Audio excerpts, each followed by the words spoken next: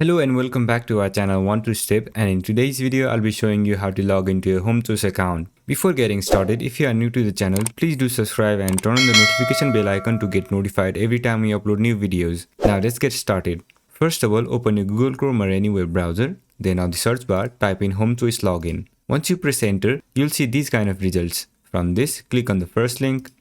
Then you'll get to this login page. On this page, you'll have to provide a login reference. And if you are new to Homechoice, you can register for a new account by clicking on this link. Now go ahead and enter your login reference.